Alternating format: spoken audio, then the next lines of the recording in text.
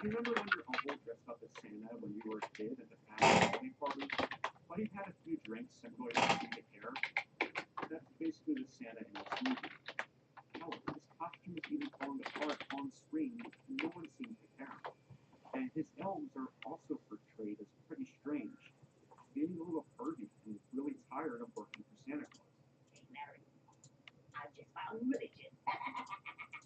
She defies the laws of physics. It'll take me now to climb up there. But it'll be worth the trip. The cat all here. Surfing, ball games, mud wrestling, naked beaches. Ooh, What's up, brother? so you probably see where this one is going. How you doing? Monsters naturally have to join forces and help Santa get back to control. So nice.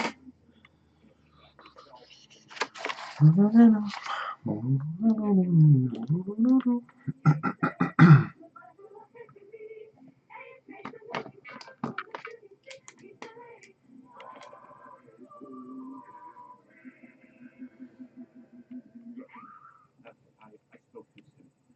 Also, this movie makes the joke get carolers not once, not twice, but 3 times. Where have I seen this guy before?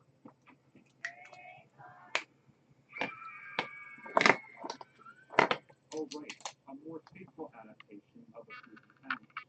There's also this really great scene where Herman gets a job as a nude model, and this happens.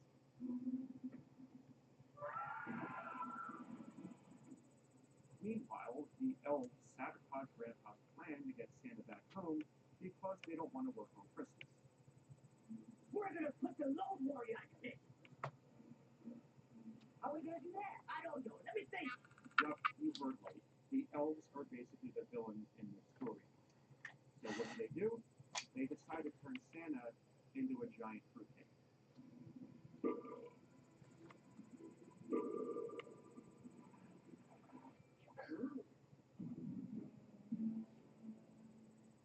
And then Movie Monster accidentally gifts the Santa fruitcake to a neighbor, who then decides to serve it to a bunch of people, and this happens.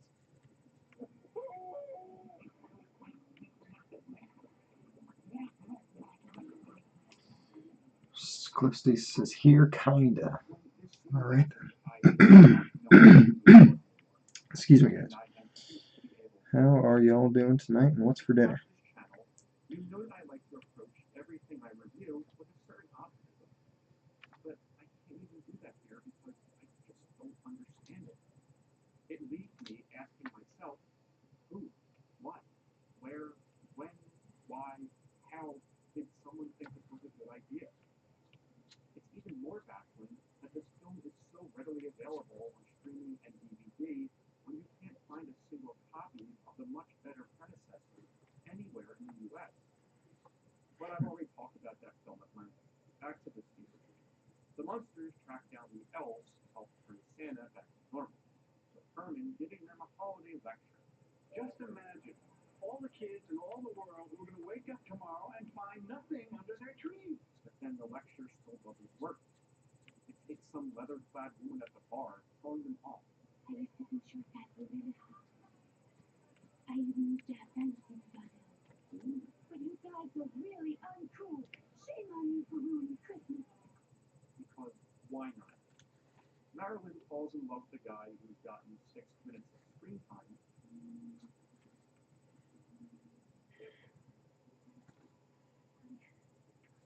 And then a bunch of bikers from that bar help turn Herman into a toy machine somehow, because why start making sense at this point? Herman then becomes Santa's new helper, and the bikers become reindeer because the production couldn't afford actual reindeer. So our biker-led sleigh rides off into the night carrying our heroes.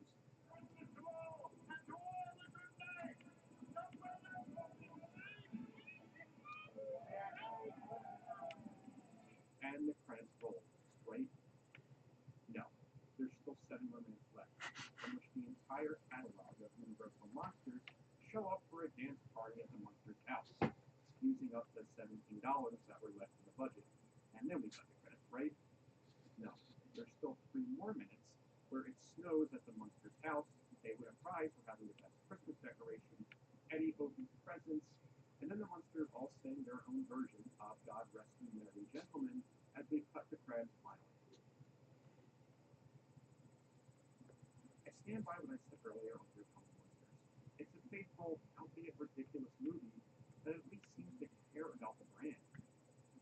I said at the beginning I couldn't imagine why the cast from that movie wasn't involved in this. Watching this film now, it's pretty obvious that they probably saw it for what it was. A bizarre, total mess that was made more for its commercial value than their respect the brand. The Munsters are bound to be resurrected by Hollywood again, either in a new sitcom or an animated film. I only hope whoever's behind that resurrection. See, you did and edit. You mean my anti-venom Photoshop I was doing?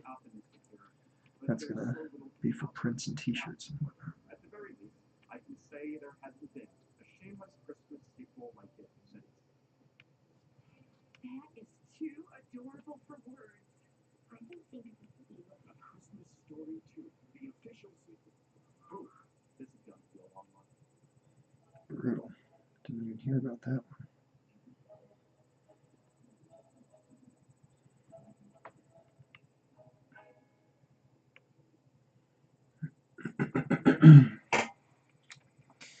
Yeah, I wasn't editing so much as I was trying. I'm gonna replace those webs with some webs that I have the rights to, aka webs that I draw, and we're gonna see if I can put them on some prints and stuff. Oh, you mean this on this one? Yeah. Yeah, we did. He's gonna be using his cannon now. I really did feel bad for him. He was pretty defenseless, so Jonathan and I kind of agreed that he needed to get changed, which I am able to make a change like that about one time per art piece, so we got lucky. You can actually still see him. If I move the light, you can still see his teeth and his eyes right here.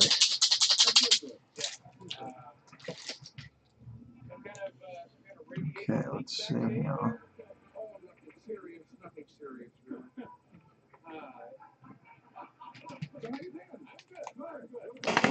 That's impressive stuff. You've even colored yours a little bit, haven't you? Yeah, I went for the color on mine.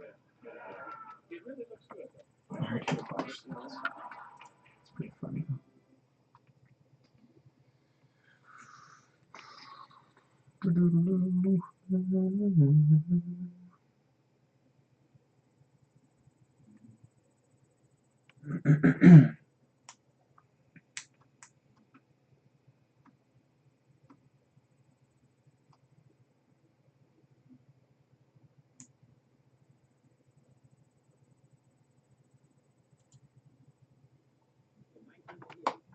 Comedians named Jerry Seinfeld and Larry David met with NBC executives to pitch their idea for a pilot. It would be a sitcom about nothing. It's damn good. Seinfeld has gone on to become one of the most successful series in television history. After 7 seasons, David left the show in 1996. But last December, when Seinfeld announced his decision to retire, Jerry Seinfeld, asked David to return to write the final episode. It will appear on May 14th before an expected audience of some 75 million plus people. Since leaving the show, he's turned his focus to the movies. This Friday marks his debut as a screenwriter-director with the film Sour Grapes. I am very pleased to have him join us right here on this screen. Yeah, but you referred to me as David. You called me David. And it frightened me when you said that. Because? You know my last name, David. Yeah. You know, Larry David. You could have called me Larry. You know, since then, Larry's gone on. Larry did this. How do you feel about Steve? I'm not happy. You're not? No. Why not? Well, you know, why? Why talk to me? You're not going to get anything out of it. Oh, come on. No, I'm not Get anything out of this. Believe me, we have our needs. Oh, that's so We funny. have our ways. You know, how does one person get through life? I don't get it. Yeah. Nobody's told me what they're having for dinner tonight, man. I know, you can almost see his booty. You can just almost see his booty. You really do. That is his butt crack right there. So, it's the beginning of his butt cheek. Let's see. What are you guys having for dinner? It's a serious question, man. I'm not screwing around here, okay, guys? I'm having a chicken. I think it's gonna be orange chicken. It's pretty exciting. No, okay, well, here's where I want to start. Yeah. When did you find out that this was the last season for Jerry Seinfeld? When everybody else found out. I read it in the newspaper. I can't believe it. Co-creator of the series finds out in the newspaper? That's the assumption after I left the show. Okay, your good friend tells you through the newspaper, yes. So what did you do, pick up the phone? Not right away. I waited a day. Yeah. Thinking maybe he'd call. No, just giving him some time to talk to other people. Maybe you can find out more about what he said to other people, what the story was. Steak, sandwiches, and homemade fries. Fuck yeah. Homemade fries, huh? Swanky. My wife likes to make everything homemade too, so that's awesome. I love that stuff, man. I use my small pen. I'm using my big one right now.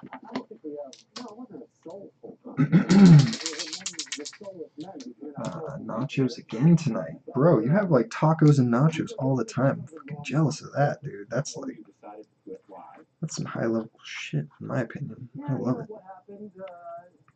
I thought he was ready because even back during the summer he had discussed the possibility that this was going to be it.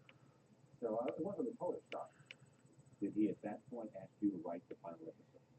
Yeah, we had during that conversation with summer he mentioned the possibility that Dinner's fiend for yourself. Gonna wind up being jerky. That's okay. I've been there, dude. Jerky's pretty good. Oh yeah, I saw pictures of that jerky that you have, man. That looks pretty good. Is it good? Said it was deer jerky? I'm a fan of deer jerky.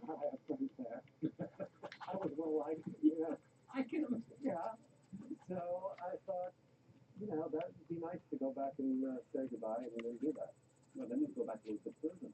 Let's go back to the creation of the show. How much was it like what we just saw? You're going to go in there and you're going to pitch them something about that. We never actually used that expression. My GF doesn't eat meat. What?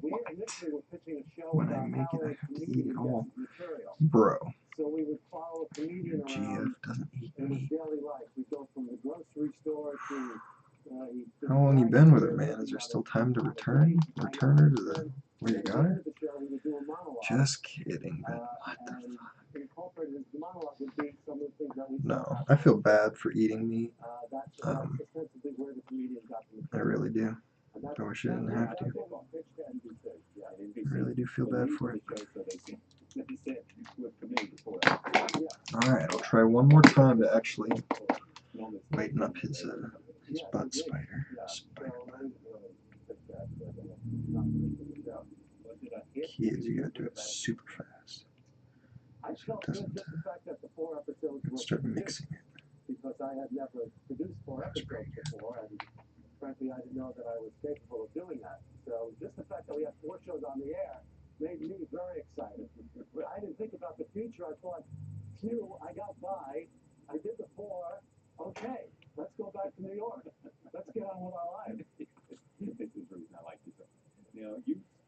The story goes that you said, when they wanted more, you said, more, I can't do more. I'm giving you everything I have in these 4 episodes. Well, stinky as fuck. I didn't say it out loud, but My chief doesn't eat meat, that's what she said. Fucking got you, dude.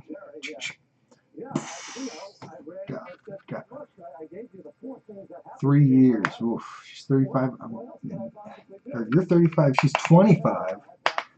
Martin. See, that's the trade-off. There's always some, it's like you gotta really, like you got a fucking Lamborghini Murcielago. It's like, how'd you do that? It's like, well, it's not power steering. It's like, oh, well, it's still a Lamborghini Murcielago. Did you create this? Was this your idea? Yeah. See you later, Cliff. Have a good night, man. Well, it's actually based on, Alright, I might as well say it. It is based on something that happened to me. Yeah. You got caught, didn't No, I didn't get caught. Yeah. No, I was in a contest. I was in fact in a contest. Yes. Emerged victorious. Worth it. All right. Worth this is a it. famous episode No, that's cool, man. You won and Just joshing with you anyway, you know that? what's the matter? You're good at it. I love it. This is a kind of George Michael thing, isn't it? Mm-hmm. Yeah, I suppose. This Yeah. is one of the most famous episodes of Seinfeld ever. Yeah, definitely. It got tremendous word of mouth, I guess, and I think it was one of the turning points in the history of the show.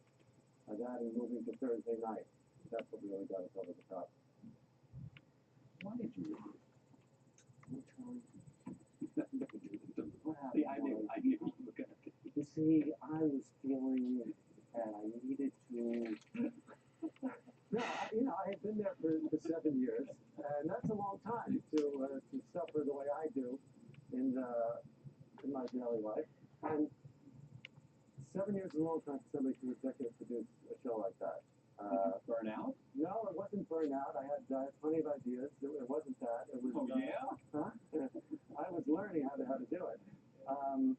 It wasn't that. I just thought that I felt like I was ready to do. I felt I had done that, and now I wanted to try something else. And that's pretty much it. Do you regret leaving? No. Which I know sounds strange because I'm the kind of person who's regretted most things in his life. I'll regret this interview, believe me. I know. I can just think myself you. Yeah. I enjoyed you. He's so happy. Charlie Rose, and you're gonna say, oh, Charlie Rose is God. so happy talking to this guy. Bring that up. No, I don't know. I don't regret it. I missed it. I missed everybody. And you were a little sensitive to the fact that they went just fine. Charlie Rose is a really, really good interviewer. Jerry says it's like, do you want your ex-girlfriend? Much to better. be happy? So, Give him credit for I wanted to be happy, but not too happy. You went off to do whatever you were doing. Yes. And so, what's the end of the 1950s, 1995? The end of 96. 96. Yeah, March, the end of March 96.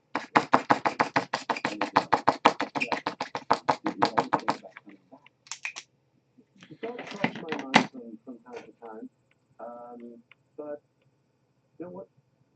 Not really. I was kind of busy with doing what I was doing. So, and then they had a whole new way of working and everything. It would have been awkward. You and Jerry equal partners? Yeah. So this is your baby. I mean, even if you weren't there, your baby. Yeah. You created this Yeah. baby. Yeah. You're one half of the parentage of this baby. Right. A very handsome baby. That. So it comes to the final episode, and Jerry and you say, look, if we do this final episode, we want you to. What's the task? What's the challenge for a final episode? The challenge is that, first of all, everybody has it in their head what they think this show should be. When people sit down to watch a regular episode on Thursday night, nobody's thinking of a plot in advance of what should happen. But in this particular show, everybody has their own scenario going. So you have to top their scenario. Not only do you have to top their scenario, you have to come up with something that really brings some closure to the entire series. So it was a daunting prospect. It is said, yeah, I know, and I'm not trying to play this game, but you try to find out, have you give me something that'll make news, make me look like a big deal, because you'll disclose something here that you haven't. I'm not trying You to are do that. such a big deal. You don't have to look like a big deal. I'm not trying to Yeah. do that. You got it. It is said that there are 5 separate endings. No. That's news right? Yeah. No, there are 2 endings. And it is said that the final decision on how to make it end in the end won't be made until a week before the broadcast. Has it already been made? Is it in the can? Is there nothing else to do? No, it's already been made. Yeah. Yes, it has. You feel good about I feel very good about it, and it's nice to feel good about something. it. All right. Now I see how other people feel during the day. You feel good? I take that feeling of feeling good about the final episode, and when I talk to people and I see them feeling good, I can compare my feeling with theirs, whereas ordinarily I can't do that. I just look at them and go, why are they feeling good? So all this story about you suffering Yes. is true. Oh, yes. Yes, it is. Yeah. Why? I don't know. That's how I was born. It goes that far back. Yeah. Yeah. Suffering always. Never believing to be this good. Never believing you could keep it. Never believing that it was going to happen to you. Yeah, I suppose that's true in some way. Do you have a t-shirt? Does that, this is my serious question. I think that's what made you very good at the comedy writing. I guess it's that and growing up in Brooklyn, it's something about, She said Bay or something? yeah, she said something about Brooklyn. I think that it's pretty comedy. Do people who do comedy well, as far as you special observant quality and a special mimic quality? I think so. Yeah, I think we generally feel a little outside the mainstream. We're generally more observing than participating. Usually self-consciously about things. Self-consciously. Skylar, you're one of my most consistent people, man. I always love seeing you come in. Now, why do you do that? Why are you compelled to? I feel like you're always coming in and seeing if I'm doing a juggernaut or something. I'm trying. Has it made any difference? Well, in terms of what we're talking about, insecurity, struggle, some absence of having fun. What's the best place to order Crane exclusives? Well, there's there's the two main places are blackflagcomics.com and claytoncrane.com, and they will share. They'll kind of go alternate. It's like one exclusive will be for Black Flag, and then the next one will be for Clayton. Does that make sense? And then when Black Flag releases books, usually they will give them to their partners. I don't know if they're going to keep doing that, but that's what they've been doing going forward. So that's KRS Comics, run by a man named Chris, KRS, Chris Comics, East Side Comics, and they have everything that Black Flag has, they have after. They get it after Black Flag does their sale. So Black Flag, Clayton Crane. I'm going to give him a little tiny Venom butt down here. Little tiny Venom butt. Black Flag Comics, ClaytonCrane.com, KRS, Eastside Comics. Those are the best places to get your Crane variants. And, yeah, that's about it, really. So the void has been filled up. Yeah, so you got something else to worry about. There you go. Whether you're going to live a long life or whatever it might be. Right. You never worried about before. Now, because there's space to worry about something else, you got new concerns. The place has been filled up. There's no room left. Believe me. I got it. Yeah. I got it.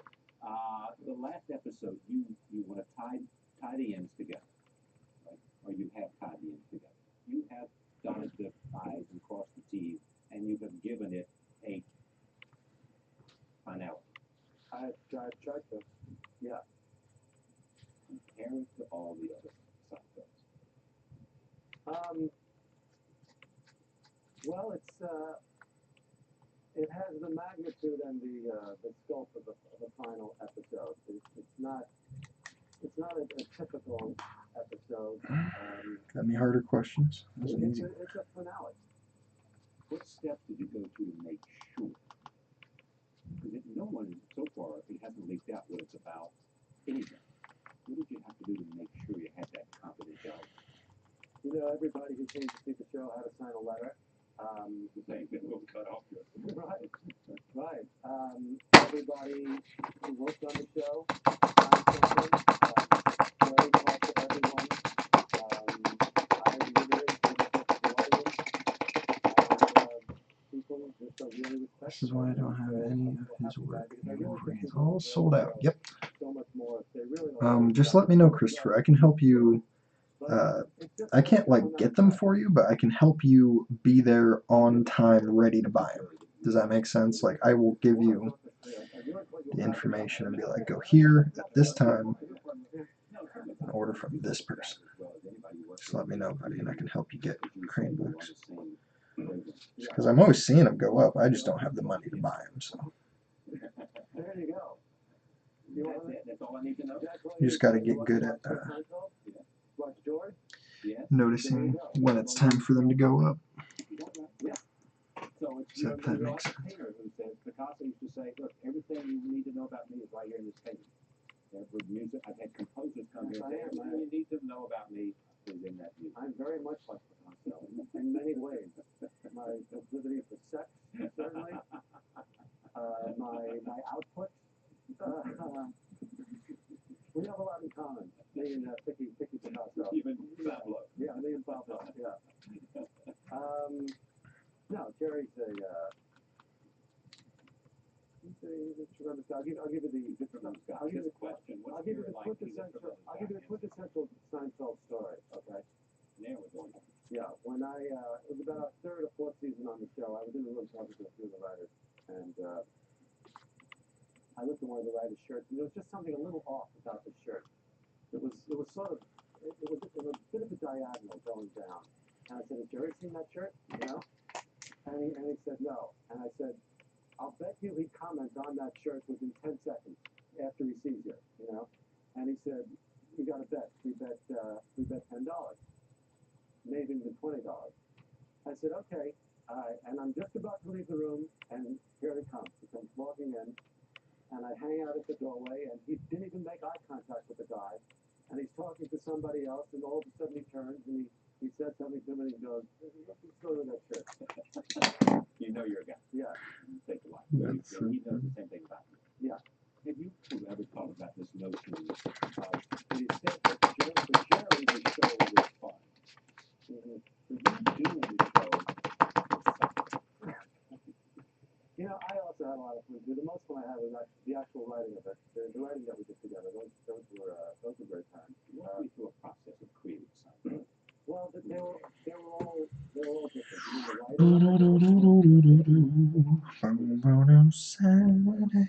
you're talking about one that I would write, or one that some of the staff would write. You know, this is Why do you need these definitions? well, because it's a different process, Charlie. It takes whatever one you care about. What you wrote. Okay, well, I would, I would probably get an idea for the show, and I would Take an example, like what? oh, gee, hard. Huh? Is this hard? Yeah, it's kind of complicated. It is hard. Give me a small idea that became a good idea. Okay, well, let's see. I'm in the office, and somebody takes out this little space pen, right? And I go, hey, that's an interesting pen you got there. Let me see that. He goes, here. This is Jerry's manager. He goes, here, and I take the pen. And he says to me, write it upside down. And I start writing upside down. I say, hey, that's terrific, because, you know, a lot of times I like to write in bed, and you can't, and the pen skips. And he goes, take the pen. I go, I don't want to take your pen. And he goes, come on, take it. I go, no, you know, you take the pen. I go, all right. Then I take the pen, and then I start to feel guilty that I took the guy's pen. And I approach him later on, so you take the pen back. He goes, no, keep the pen. I got plenty of it. So I'm thinking, then, I don't know, some point down the line, I'll go, you know, that's a funny thing, taking a pen from somebody like that. And then, you know, I would tell Jerry, what do you think of this pen idea? And he would go, yeah, I like that. I don't like it, whatever. He likes it, and I'll go off and I'll write it. And, You write it by yourself. I'll write it by myself, but we always go over everything together. Every script we go over together, every line, and you know, he's got his say. He adds a lot to everything. My reputation as a writer has been greatly enhanced by having been working on my And make contributions and suggestions and all that. The final episode, you went away and wrote it. Yeah. Alone. Yeah, well, I had the time. I mean, he was really busy with the show.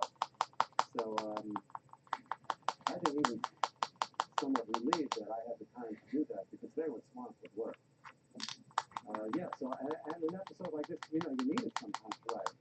I think it would have been a bad situation if I had got into if I had finished writing episode 21, and all of a sudden here was the finale upon us with 5 days to write. It would have been impossible.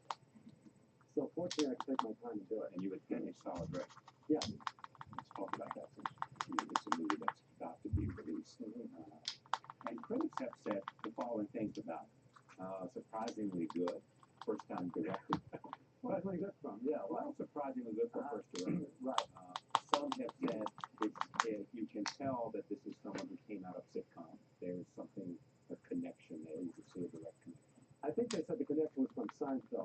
not from Okay, sitcoms. I'm sorry. Yeah. I stand corrected. Well, this was happening a lot too. So, yeah. It's not easy either. Yeah, I'm sure. You know, the image of yourself and then people constantly correct you. Yeah. You know, I tried to hold back in this interview. I could have corrected you more times than I I could. made many more mistakes have I. Oh, God. All right, so Sour Grapes, the idea is what? It's two cousins who go to Atlantic City, and one wins a jackpot using 2 quarters that the other one gave him, and he refuses to split the money with him. And that's basically Sounds like a Seinfeld episode to me. yeah, basically, well, perhaps a Seinfeld cable episode, because there are things in the movie I couldn't How was it to write for 92 minutes rather than 20? much harder. Oh, yes. First of all, yeah, all new characters, and you had to keep the balls in the air for 90 minutes. Much harder. All right, roll tape. Here's an episode. Here's a clip from Sour Grapes. We'll run back to TV. No, or do something else. Yeah, definitely. Yeah, I actually, and I know people are shocked to hear me say this. I enjoy it. Oh, no. Yes. Oh, no. Yes, There's something wrong here. Yeah, I know. I really did enjoy it. And so, you already have another idea? You're thinking? Yeah, I know. I'm in the middle of another one. What's this one about? Oh, yeah, it's Comedy. yes, comedy. Yeah, it's about a guy with a dog.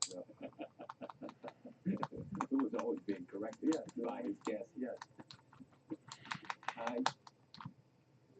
You look back on the Seinfeld years, and what do you think about them? What do I think about it? See, I think now you got me. I was doing well until this moment. I really was. I think I'll actually think about the writing the show, working with Jerry, the writing process. How much fun we had doing that. The collaboration. I think that's what stands out in my mind the most. Congratulations, Mr. Fox. You created something that touched a lot of people. Congratulations. Thank you, Charlie. Good luck with Sour Grapes as well. Thanks very much. We'll be right back with somebody I know you want to see, Yogi Berra. Can you make it fan? Yogi's here? Yogi's here. No kidding. No kidding. I can't believe it. Larry David and Yogi Berra on one show. What do you think of Wow, that? I'm thrilled. We'll be right back with Yogi Berra. Stay with us. Did you say Yogi Berra? Why do you say Yogi and then Yogi? Boom, found a signed set with COA, Mutant Beaver Comics. Oh, I forgot to mention, Mutant Beaver Comics, after, I don't know how, man, but they get a bunch of them too, but they're more expensive that way. They're much cheaper through, not much cheaper, I think they're slightly cheaper through Black Flag. So.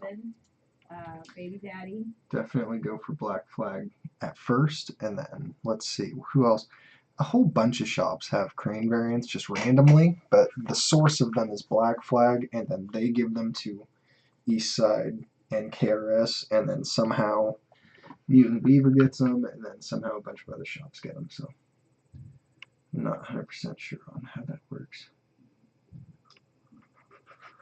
Maybe they just buy a bunch of them, I don't know. Maybe it's about who you know, you know?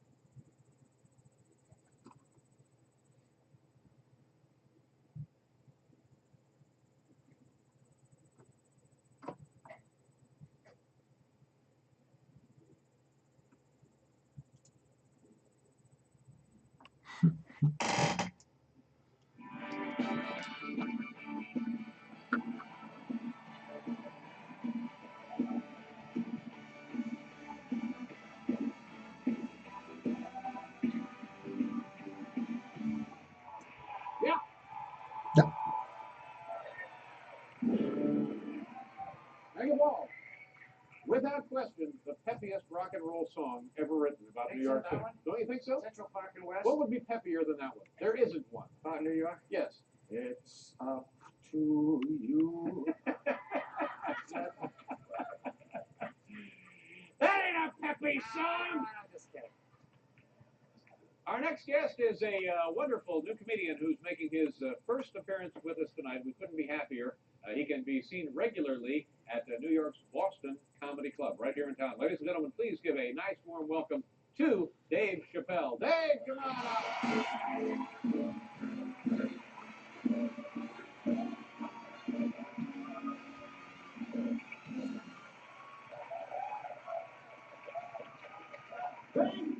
Thank you. I gotta tell you guys, that was a beautiful New York place. I was in New York City 3 years ago. No nice weather. I got the bus at the Port Authority. I was all happy and said, oh, New York City at last. Dang. This whole bus station stinks. Nah, it'll probably clear up when I get outside. Every 2 blocks, I smell something I never smelled before in my life. Nobody told me black people can't catch cabs in New York. I tried to catch a cab at the Port Authority. A crowd started forming. Everyone just looking at me. He's gonna be disappointed. I was all naive. Taxi! Must not have seen me. Taxi! No, Brooklyn! First time I caught a cab on the first try, it scared the hell out of me. I didn't know how to feel about it. I just, taxi!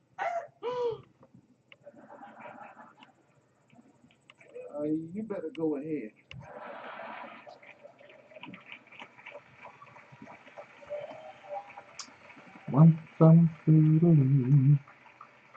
I mean, I'm not trying to So say 109, black sorry, is all bad. 125 was CAD. We got Oh, our nice.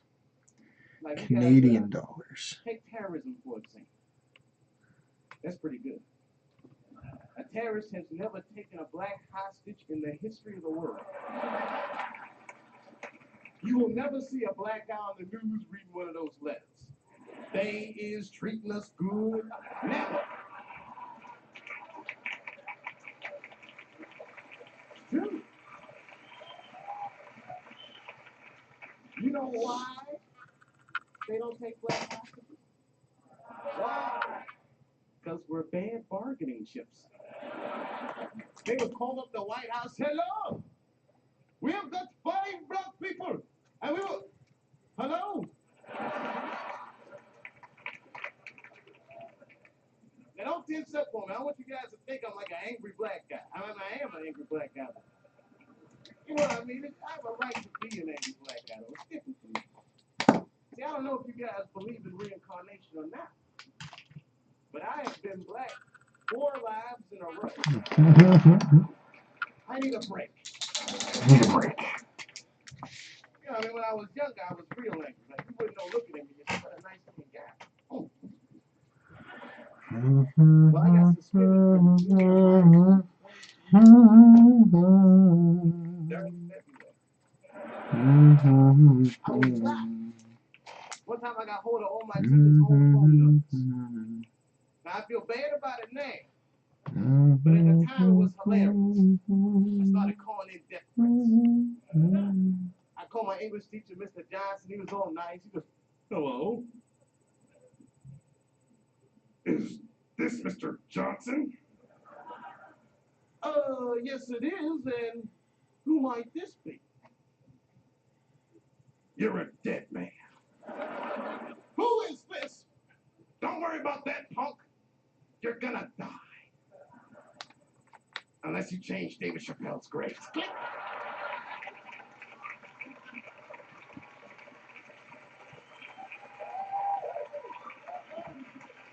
I'm telling you, man.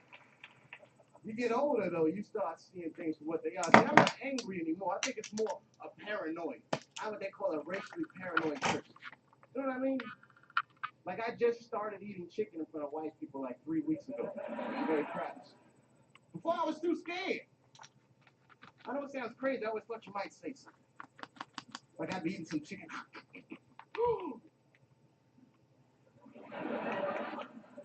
Look, he loves it. Just like it said in the encyclopedia. They love chicken.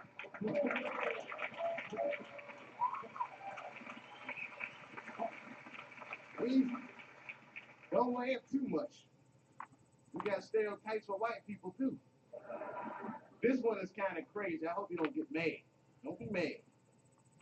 When I was little, I used to think that all white people, don't get angry. Don't get angry. I thought all white people were happy. Just to be what? And I know it sounds silly, man. I thought you guys just walked around, hallelujah, I'm white. This is wonderful.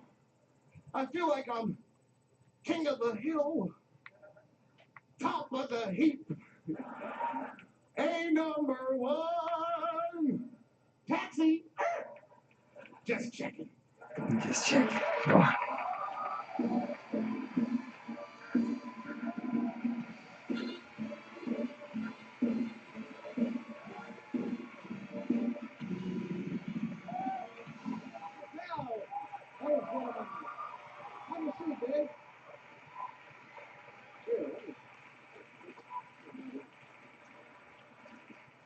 You didn't bring your own in, did you? Oh, no, but I thought I figured that. All right, no. Everything's inventoried. I'm going to collect this. Nice job, Dave. Thank you very much. How old a guy are you? I'm 20. I'll be 21 a week from today. Yeah, pretty good. Pretty good. Pretty damn good. I feel good about it. You're doing well for yourself then. Yeah, well, you know, things are really picking up on my own way from where I started, which is always a good thing. Yeah. You were just over. Looks really you were in old England. for 20 though. Yes, man. Man, I'm going to tell you something. I went to England. I found out it was a fact that the police really don't carry guns. That's right. Which I thought was like a myth, man. People still listen to it. It's true, man. You know what they got? They got these whistles. It's like the most amazing thing. I saw a guy running from the cops, like 15 cops chasing him. I think he stole a pencil or something. Now, this guy is running. I mean, he is really, I mean, I thought he was going to get away. All of a sudden, he just, oh, man, it's like,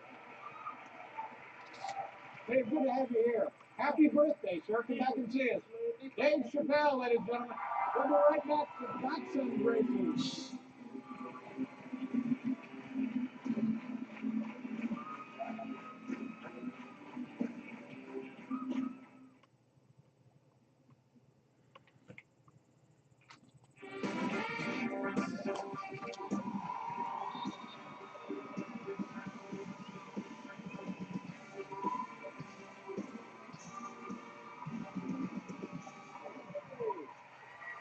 Our next guest is a very talented comedian whose new television series entitled Buddies debuts April 18th on another more powerful network.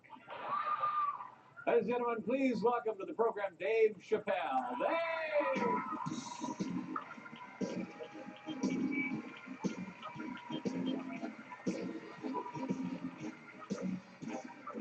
hey, everybody. All right. Good to be here, folks. Very good to be here, as a matter of fact. I just got off the road. I was in Jackson, Mississippi. I don't know if any of you guys have ever been to the Deep South before. It was very nice, but I kind of felt like I was in a big-ass Denny's. I mean, come on, man. I had fun, man. I was a little apprehensive about going. You know, I get like 5 miles across the Mississippi border. I'm driving down the highway, and I see some black dudes running up the shoulder of the road. I said, "Hi! Hey, buddy! Hey! You okay? Did the car break down? You need a lift or something?" And I'll never forget. This guy looked me right in my eyes. He said, "Shh! We escaping." You didn't get the memo? We've been free for some time now. Thanks. No, I'm kidding, Mississippi, but you know they just ratified the 13th Amendment. Did you know that? Or the 14th, whichever one makes me free. They just passed it. You know, I pay close attention to all this little racial history. There's stuff in New York you guys should see while you're here. Like in Washington Square Park, this is interesting. They have these two big trees where they used to hang criminals back in the old days. But they would actually hang white people and black people on different trees. Like that's gonna hurt our feelings, you know. Like you're gonna see a bunch of black people marching. We wanna be hung on the same trees that y'all.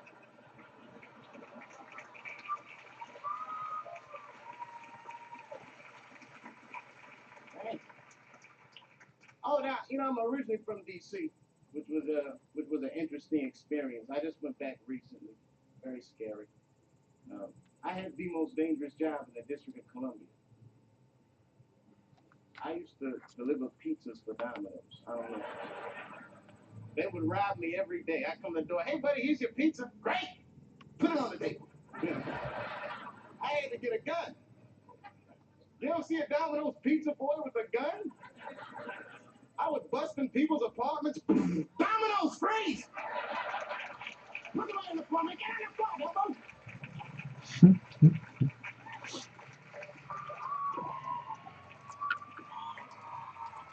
Let's see what this looks like on the camera. Scary stuff, man. I mean, that was the kind of city, Washington, where you almost wish superheroes It's looking existed. decent. Pretty I'm thinking, decent. normally I don't like superheroes. I think they're bad role models for children. If you look at them. Like, my favorite superhero growing up was the Incredible Hulk. Love him. Thinking he's green, I'm black. Hey, close enough. I can work with him.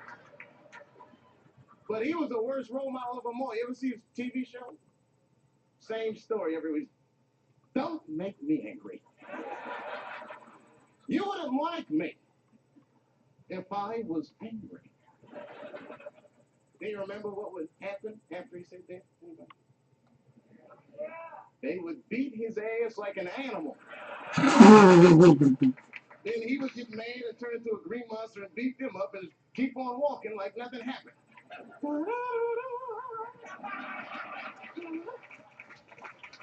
Every week. Thanks, Christopher. I mean, Yeah, the sword's looking good. I was watching this thinking, I what think kind of I'm ready to role start putting model would energy fight on it, that actually. much? After 5 episodes, I was like, hey, buddy, maybe it's you. Maybe you just can't get along with people too well. Nobody gets their ass kicked every week for nothing. That's all I'm saying. And superheroes are prejudiced. I don't care what anybody says they are.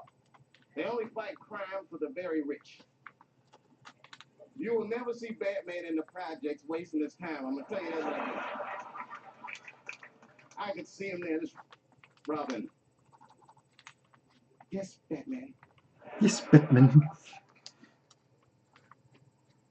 Didn't we park the car right here, man?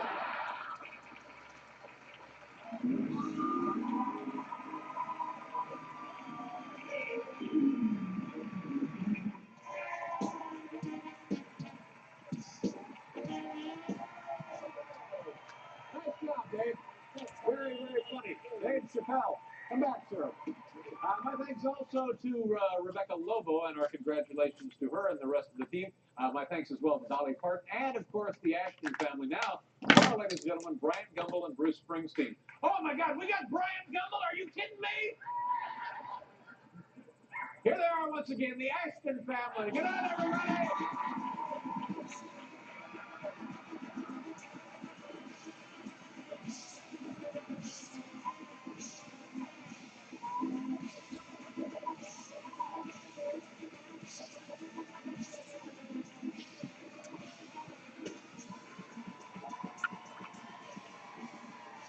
What the fuck that is? Super pumped, finally getting some Crane goodness. It is my two favorite characters, Wolverine and Venom. Nice. Yeah. Did I show you this one, Christopher? Let me show you this badass book I got. Well, first of all, I have these too. You might like these. I got these sweet fucking Crane books, The Virgin and the Trade.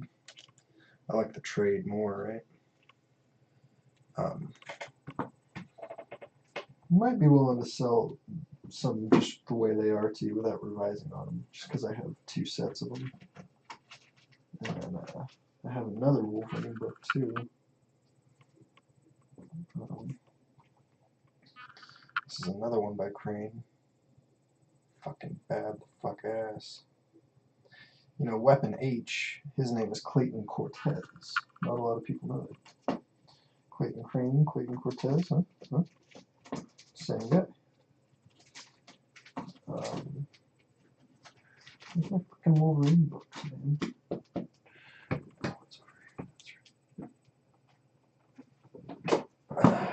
And then I got this one. This is the bad boy right here, man. This is Wolverine, Return of Wolverine.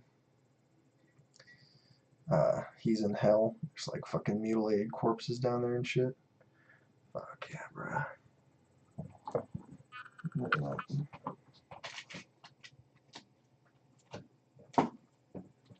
Last but best is my Virgin of that book, which I keep in a gator guard. Black screwed gator guard because it's a fucking beast. It's my most favorite Wolverine that he's ever done. I mean, look at that fucking Wolverine there, bro. So fucking cool. That's all I got for Wolverine Crane, I think. His Wolverine is insano. Insano. It's even better than his Venom, in my opinion.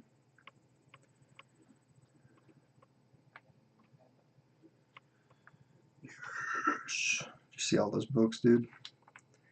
Hell yeah.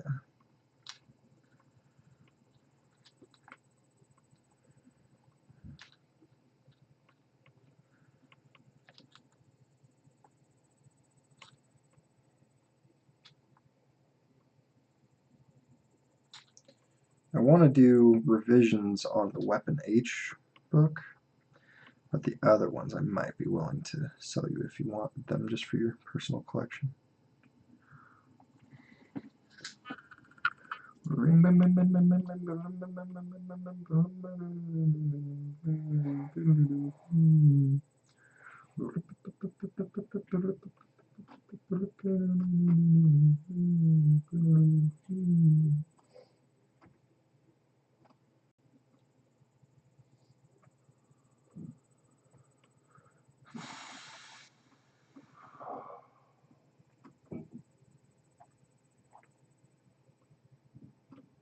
I wonder where Baby's at, huh?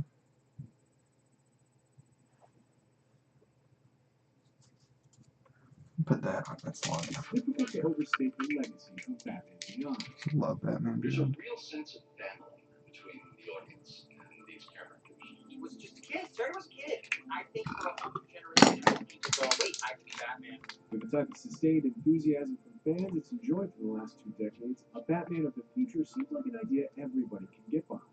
But the story of Batman and the Neo Gotham of 2039, nobody actually wanted to do it. Bruce and Alan had always kind of tried to push it off. You know, there are no bad ideas, but the network always seems to pick one. The network, in this case, was the WB, and they had one more idea: make it a teenage Batman in the future. I'm just a guy. So how did a network exec's unwanted idea turn into a beloved animated series with its own unique legacy? How did Batman Beyond's producers create something from such a specific ask that not only lived up to the established Batcanon, but also expanded and enriched? He's far and above This my favorite is an version inside of story Batman. about finding brilliance out of necessity, about a classic Batman that nobody wanted.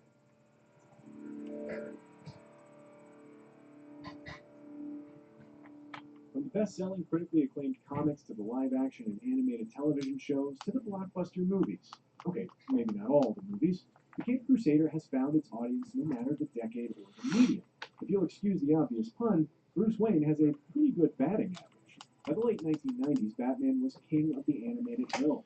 On the heels of Batman the Animated Series, executive producer Bruce Timm and Paul You Dini would followed think up the they show to might find a throw in hit a with free the new issue of Batman the adventures, Wolverine refining the nullified distinctive cover for the animation Prince style of the of Batman Grain the set. Animated Well, Series that became you'd known think. as Dark Gecko. This new series focused more on the Bat family than on I like that Bane and Clayton's Warner Clayton's on signature what is was still then not known expensive as unless you're WB, trying to New get his Adventures of mega Batman was a signatures. Fans loved it, the ratings were strong, and the addition of an entire Bat family to model action figures from made the toy companies happy. But after barely a year on the air, New Adventures would have its plug pulled. I'm not sure I can adequately describe it. It was surreal and disappointing and shocking, and it had the rug pulled out from under us. It was just like, oh, God, seriously? Why was the decision made? Well, you can at least partially blame Dawson. At the time, the WB network was teen-centric. Thanks to shows like Dawson's Creek, Buffy the Vampire Slayer, and Felicity, the network had a stranglehold on younger viewers. So they told the Batman production team they wanted a new Batman cartoon for the kids' WB with a teenage Cape Crusader. I don't know if this was like toy line related or what, but I think Buffy was doing really well for them, so I think they wanted a version of Batman similar to Yeah, ordering it from Canada. The producers all just Yeah, I mean, I ordered a lot of with books from the Canada. Night Comics King. Kingdom So is in well-established Canada. canon, the teenage Bruce Wayne had And become the Dark Knight. And it didn't I actually really see their seem guy like come into my Batman town here in was Colville because I'm close to the building. Canadian border. So, in a meeting with And he WB drops off books all the executives, time. Bruce Timm turned to And I his emailed creative them. I was like, hey, if you want to just leave them at my door, that's cool. There was And they some way didn't. that we could come I up still with mailed them. a teenage Batman I mailed them show like that was still 3 blocks in down the road. continuity and still built off of the shows that Like, we've already alright, done. well, And yeah, the can only just way drop to them really off at do my that house. is to go Save us all forward some in the time and future money. and introduce a new character. But beyond no! The idea was a desperate Hail Mary. Fortunately, WB network executive Jim Kellner was there to catch it. Wolverine's from there. Hell yeah, he is. He's Canada's greatest superhero, as they call him. I love how he's vaguely Canadian, but for just for the story, doesn't really have any bearing on anything. In Hollywood, getting a green light is usually cause for celebration, and there's no industry where being your own champion is more necessary. So the first hurdle to clear was tall and glaring. The producers weren't sold on their own pitch. Like, oh, I don't want to do this stupid show. I don't want to do teenage Batman, blah, blah, blah. I think I want to keep doing the show we're doing, even though we knew that was pretty much a lost cause. And so we just kind of walked away grumbling, you know, not really very enthusiastic about it. And I remember Bruce coming back from the meeting and telling me about it. And I said, that sounds cool. We should do it. And I think Bruce said he wasn't sure about the idea until he pitched it to me. He said, yeah, futuristic show, teenage Batman, and we can kind of do all that Spider-Man stuff, the torture hero, you know, he's got to balance his schoolwork and his love life and being a superhero. We can totally come up with our own stylish version of futuristic Gotham. And it's like, yeah, I think it would be fun. And I kind of went, well, yeah, okay, you're just kind of talking me into it. Tim was slowly coming around to You have to talk someone into that? Unbelievable. Getting a show from pitch to production in a matter of months is unheard of in animated Bro, television. get these bots out of here, man. Get so many messages from bots. It's crazy.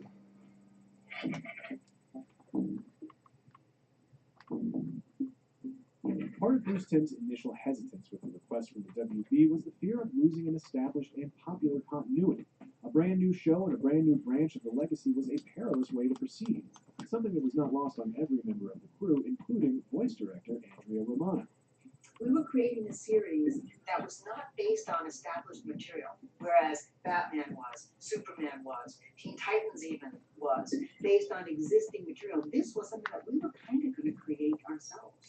So, in some respects, out of a desire to not be vilified by Bat fandoms, the team had to be sure the series was tied to their canon, and one actor was able to do that himself. Casting Kevin Conroy as Old Man Bruce was a no-brainer. Using the definitive voice of the Dark Knight confirmed Batman Beyond's place in the same continuity as Batman the Animated Series, but, like everybody else, Conroy took a little convincing. They said, well, we want to do a new Batman show. And I thought, oh, great. This is great, another show. They said, but you're not going to be Batman. I said, wait a minute. That doesn't sound so good. While Conroy rooted that series in their established canon, the network mandate for a fresh and futuristic take on the Dark Knight still needed addressing. We were still using the same Bruce Wayne, just as a much older character. So there had to be some similarities and yet some differences. There was a veritable stampede of young Hollywood stars looking to nab the role of Terry McGinnis, but it was Will Friedle, an actor from ABC's TGIF sitcom Boy Meets World, that quickly got everyone's attention. To be honest with you, I think the thing that I did, other people might not have done, which might have been one of the things that gave me a little bit of a leg up on getting the role, which was I loved the Michael Keaton Batmans. You know, this was obviously pre-Christian Bale. So in the Michael Keaton Batmans, I thought he really paid respect to the fact that Batman and Bruce Wayne were two very different characters. Distinctly remember doing half of the audition as Terry and then half deepening the voice and doing it as Batman. To Conroy, Bruce's decision to permanently turn the suit over to someone else and accept that his hero days are over is one of the triumphs of Batman Beyond, and an aspect of Bruce Wayne that has rarely been portrayed in the mythos. That shows extraordinary growth on Bruce Wayne's part. Oddly, it becomes the most fulfilling relationship he's ever had, is the one he has with Terry McGinnis. It's like a son. It's that fulfillment that a parent has with a child. But even with Conroy in the comic books, they actually reveal that Terry McGinnis is the son of Bruce Wayne. Dun, dun, dun. That Star Labs injected his father with something that altered his reproductive DNA to not be his own, but to be Bruce Wayne's. The sole intention of creating a new Batman. Then, after he was born, they, for the next 18 years, made him into Batman without his knowledge. It's a mega big dun dun dun. Bruce Wayne is kind of along for the ride. All of our freelance writers, nobody understood it. Nobody could get it. So we literally had to break like all of the stories in-house. Ultimately, they did get help from writer Stan Berkowitz, a member of the DC animated family that had moved to live-action drama after his Emmy-winning time on Superman. He returned to script the back half of the two-part series premiere of Batman Beyond, titled Rebirth, which aired in primetime on January 10, 1999, and he made it clear he had no intention of writing Terry as just another young Bruce Wayne. It would be impossible for me to imagine a character, a teenager that dark, that damaged. The whole point of doing the series was to do one, have a hero who was younger and could appeal to younger people. Well, you make him someone who thinks he knows a lot, and he's got the wrong material. You didn't know that much. You made a mistake here, you made a mistake there, but you're learning. While the writing team sorted out the foundation of the show, the production and design team was dealing with problems of their own. All they had to do was create a whole new world, complete with a brand new group of villains for a show they had to start making right now.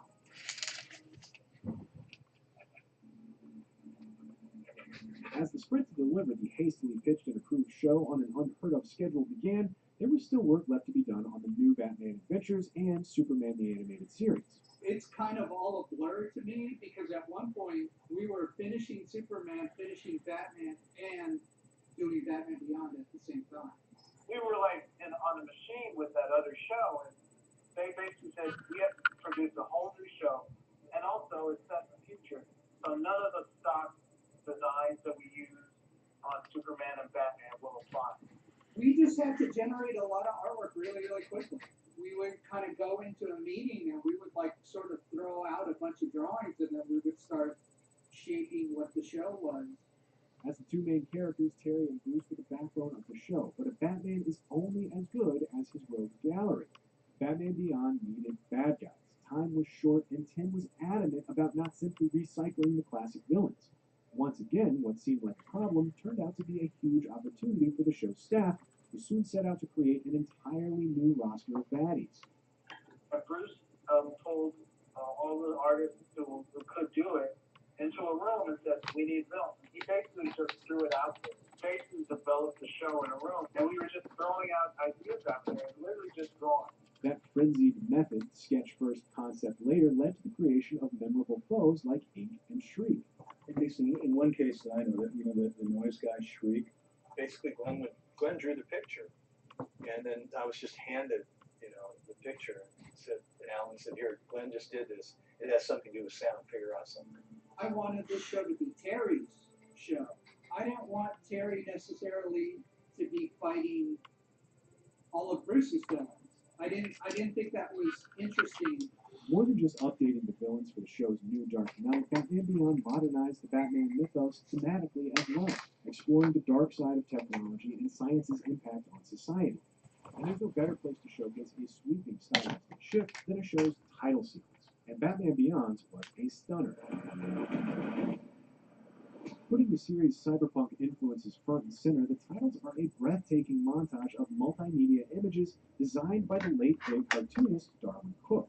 Darwyn assembled it all in After Effects back in the days when it took forever just to render a single scene. It's just like kind of mind blowing. I look back on it now, like it's a pretty sophisticated piece of film for 1999 technology. There's a James Tucker shot. I designed a bunch of stuff, so it was definitely a collaboration. That shot of Batman standing and he turns with the Jokers, that's an action figure that Bruce like kit bashed into Batman Beyond. It's on like a little Lazy Susan kind of thing. Bruce kind of moved the camera and rotated it, and it's just two pieces of artwork that are doing this as the Batman is rotating in the center. That's all it is. That shot of Bruce Wayne that everybody thinks is CG, that's literally a sculpture. It's a 3D sculpture. I stuck that literally on a Lazy Susan on my kitchen table and spun it around and shot it with my home video camera. Darwyn took that image and digitized it and it gives it that weird kind of CG kind of look. In a lot of ways, it's really low tech, but I think everyone thinks it's really high tech. The show was coming together, mixing the demands of the network with solutions that made the concept more and more intriguing to the creative team. The idea that nobody wanted to make was sounding better all the time, to them. But what about the fans?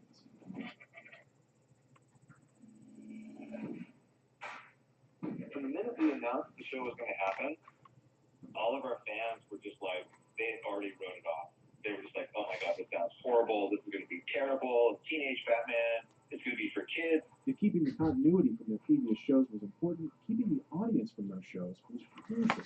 They had a lot to prove right out of the gate, and to do that, they had to start with a bang. The series premiere features an aging Batman in the year 2019.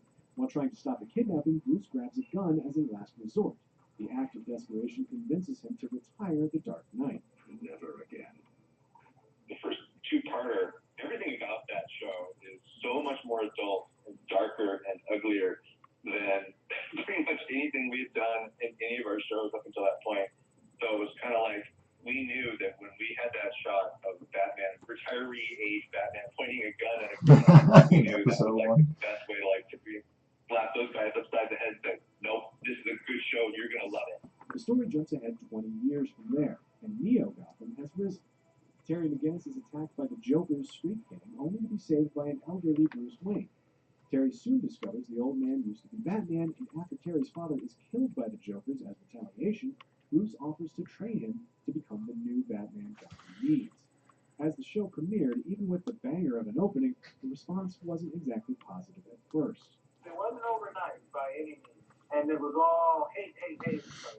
By the end of our first season, people would begrudgingly going, oh, okay. And yet, by August 2000, Warner Brothers Pictures had hired Remember the Titans director Boaz Keane to make a live-action adaptation of Beyond. Batman Beyond co-creators Paul Dini and Alan Burnett were even hired to co-write the film. And while the project ultimately stalled, it's clear that studio execs saw the appeal the character had to fans. After 3 seasons and 1 featured film, the series came to an end in December of 2001. Nearly 4 years later, what was essentially the series finale of Batman Beyond aired on Justice League Unlimited. The episode Epilogue retconned, using some serious superhero science, that Bruce Wayne was actually Terry McGinnis' father. However, beyond that, there has been no real movement on a possible Batman Beyond revival, but fans keep asking anyway. I get that a lot from people these days, like, oh, when are you guys going to bring back BTAS? Or when are you going to do more Batman Beyond? It's just kind of like, well, you know, it's always tempting to go back to those worlds. But at the same time, it's also kind of like, oh, man, you don't want to go back and screw the pooch. You know, you don't want to, like, disappoint people with, you know, superhero shows. At the same time, if I got a really good opportunity to do something more in those worlds, I probably would not be able to resist the temptation to do it. Despite its unlikely origin as a project nobody wanted, today Batman Beyond is a beloved part of the DC animated universe. And that means something different for everyone involved in the creation of the show. But one thing seems to be true for all of them. It validated their commitment to taking a big risk.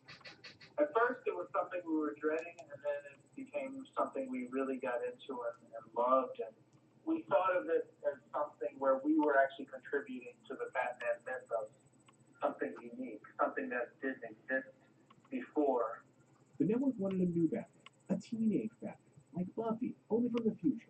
Bruce Timm and his team didn't even want to make the show at first. It was an idea beyond saving, they thought. But the more they worked on it, the more they came to love the concept, as did the fans. A teenage future Batman with an old Bruce Wayne as his mentor? Hell yeah. In the years since the show went off the air, Terry McGinnis has persisted in comics, games, and of course on DVD, Blu-ray, and streaming. And with the constantly changing state of the DC film universe, the future of Batman Beyond is always filled with hope.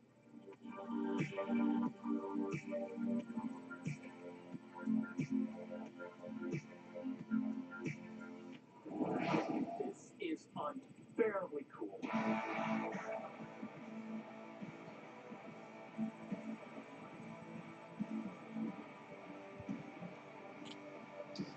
Oh, man, this video is weird endings. Stop.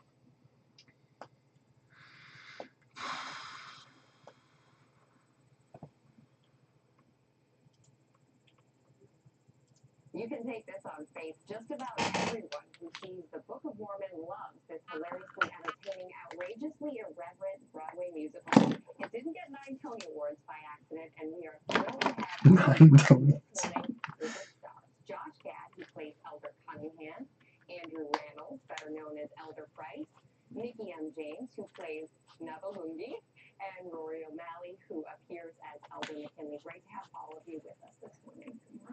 Did I get that Nabalungi pronunciation? It's more than you can say for some of you, because it goes by a lot of different names in this show. So the show has just been such a stunning success, and I say stunning because it does touch on some details that could be very problematic, I should say. So tell me how surprised you are by all of this. I mean, I think we were optimistic. I mean, we've sort of been a part of this journey of the creation of the show for different amounts of time. But I would say that personally, I thought it was very funny, and I was very optimistic that it would be received well. But of course, you never know. And then we started previews, and we started to see that not only did what I consider to be like the target audience, like sort of maybe a younger crowd, a South Park, who sort of grew up with South Park, they thought it was funny, but then we also realized that it sort of moved that age, like, older people were laughing at it, very old people were laughing at it. I mean, it covered a lot of a wide demographic, which was a very nice surprise. How about the Mormon community? Are they laughing? They have, I mean, they've gotten out of their way in many respects to compliment the work that we're doing. Very often, I would say at least twice a week, we have somebody who practices Mormon faith come up to and say, I may be offended by some of the content, but it's a wonderful show, and the message is amazing, and the heart in it, I think, catches a lot of people by surprise, and that is the genius of what Trey, Matt, and Bobby, and everybody's done. The South Park team who came to you. I want to get to that part about, the heart in the show, because it has the laugh lines are sort of the more blasphemous, potentially blasphemous details. But there is the heart. I mean, things do end up, well, I don't want to give everything away here, but it has the happy tone to it as well. Absolutely, yeah. I think that is the most shocking part of our show. And by the end of it, you can find yourself tearing up. And I don't think that anyone thought that they would enter our theater and, have their heartstrings tugged at in this way. And, but it's because these writers, Bobby Lopez and Matt and Trey, they were so meticulous about making sure that they were telling a good story. And the characters are so rich. So even the things that would be, blasphemous, they're earned. And, when you can tell a good story and you bring the audience on the journey with you, you can get away with anything. Nick, your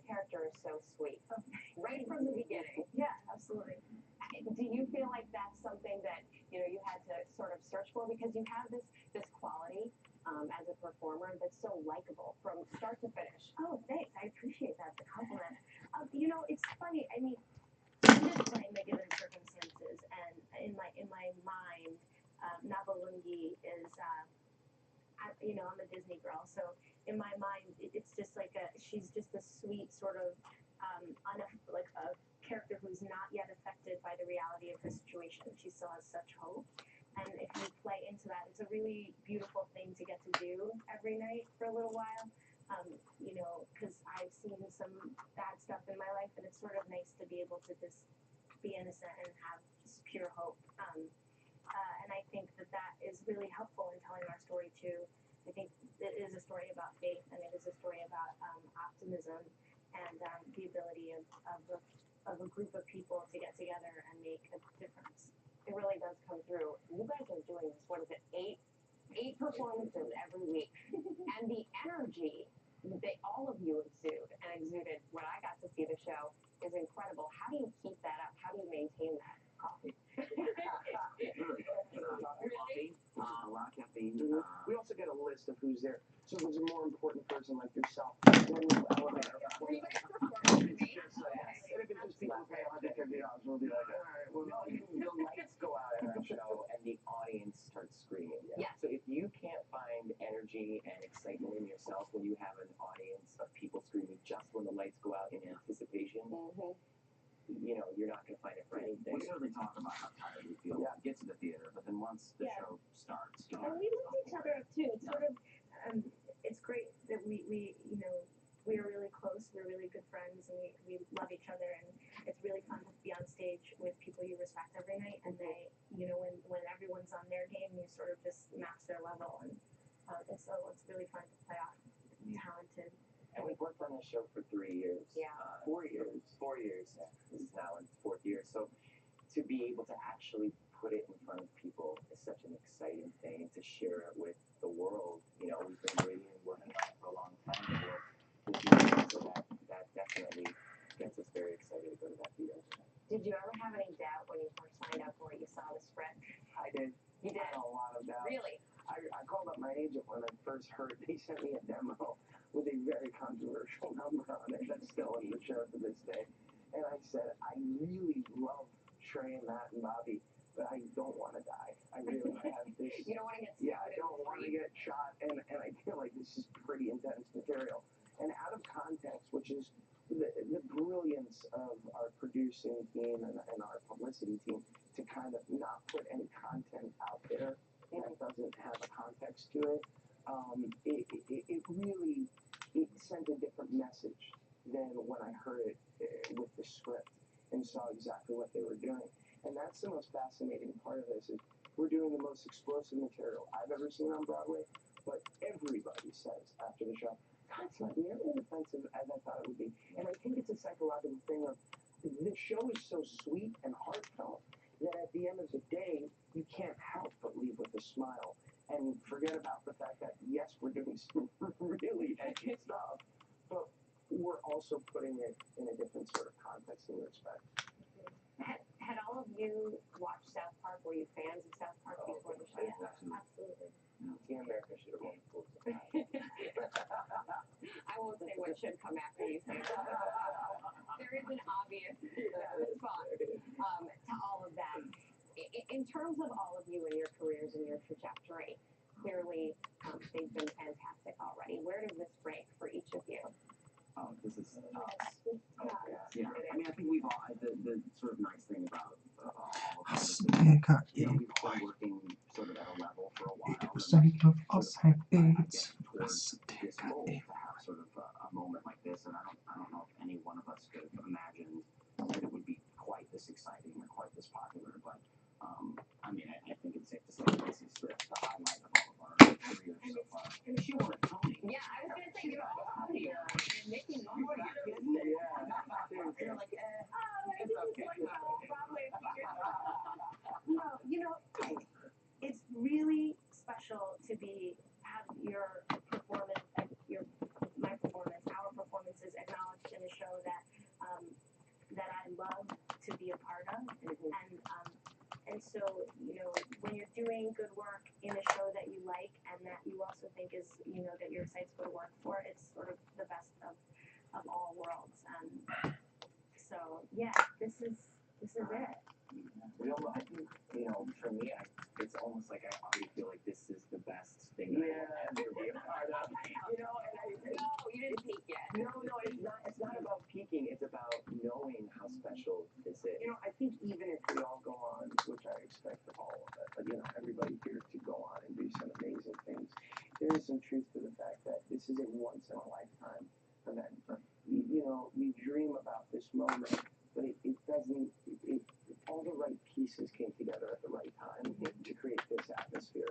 And I think at least where musical theater is concerned, and especially musical comedy is concerned, this is a major milestone. And I don't know that I'll ever be a part of something like this again. And it's pretty momentous to know that we all were involved in its creation and its inception. Right before we opened, Mike Nichols came to see the show. He said, no, he was very nice about the show, but he said, this is the only time this will ever happen. To be a part of it, like, this is the last time. He's like, this is it. Like, this is the excitement, the joy that it's brought from us. Sure. Mental. I've been keeping a mental journal. Little things, because I don't. It's happening so quickly, and the time is sort of flying by. And I hope that I can look back to this from now and have a good picture of what this was like. So yeah. When I write my biography, I'm just gonna make it all up. Speaking of, we have a question here at Early Coffee. We ask all of our guests, and that is, who would you, if you could choose one person, take to Early Coffee? We can start with you. Okay, Martin Luther King. Martin Luther King. I flip-flopped, and I have to go with Tennessee Williams. Okay, I'm going. We were talking about her in the green. I'm going with Jane Fonda. Jane Fonda? I want to hang out with Jane Fonda. Okay. Yeah. Do a little working out. Yeah, a little coffee, yeah. I'm going with Jane Fonda. I'm really disappointed. I too was gonna say Jane Fonda. I would definitely go with Charlie Chaplin. Charlie Chaplin. Yeah. Well, it was wonderful having all of you with us today. We really sincerely appreciate it. Josh, Andrew, Nick, and Rory. Thanks for joining us. Thank you so much. So much fun, guys. Go see the show.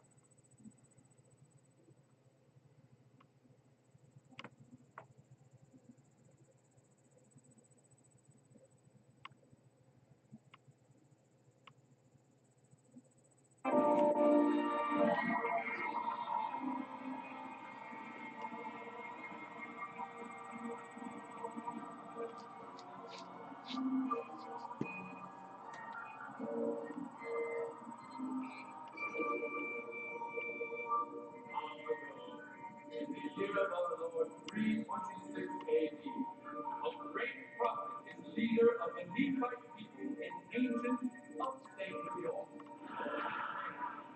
His Lord. I am Lord. Thy people said, Israel, they new civilization. These golden plates tell of us, and how we met with Jesus Christ. I am Jesus. Golden plates, Lord. For soon, your entire civilization will be gone. You began. Nobody remember you. Mormon gave the place to his son, Moroni. I am Moroni. I shall marry the golden plates, Father, and perhaps one day someone very special will find me. And lo, Moroni buried the golden plates high on the hill. Centuries later, the golden plates were found, giving birth to the fastest growing religion today. A church that even now missionaries out all over the world.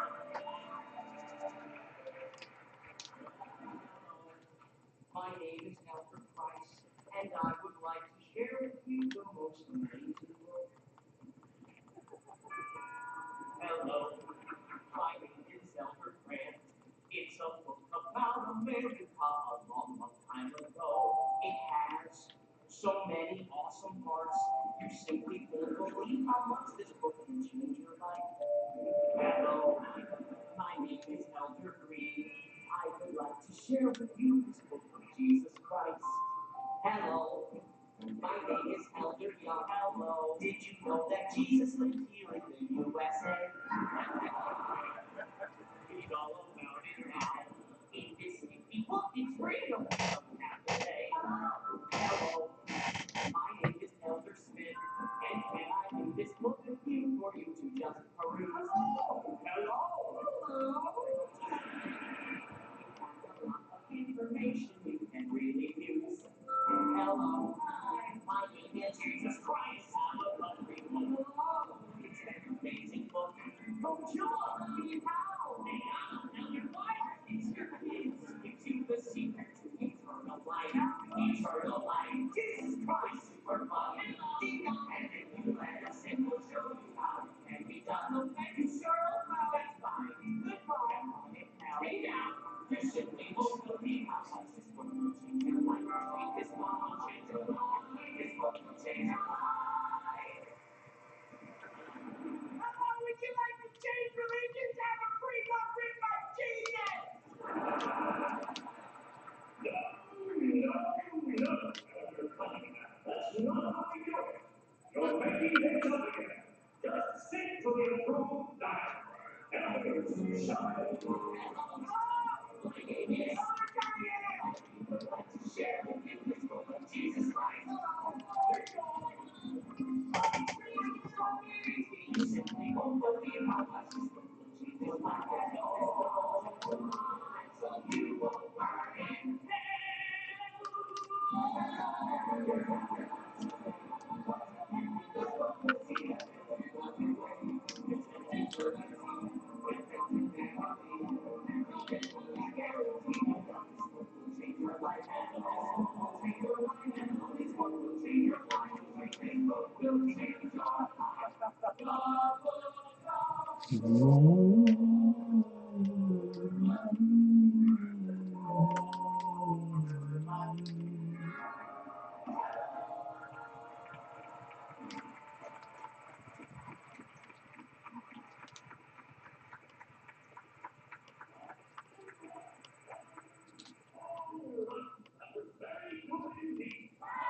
You have been praying for 2 years and you are now ready to go out and spread the word.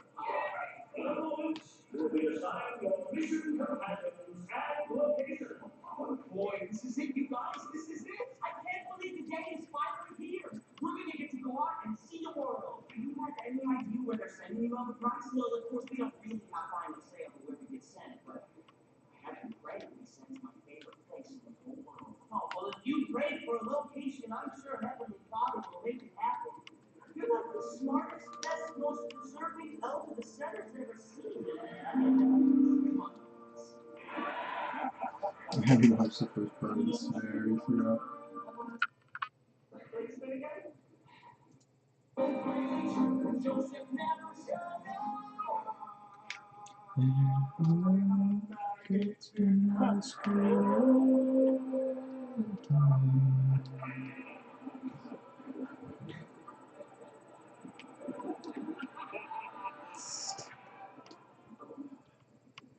Okay.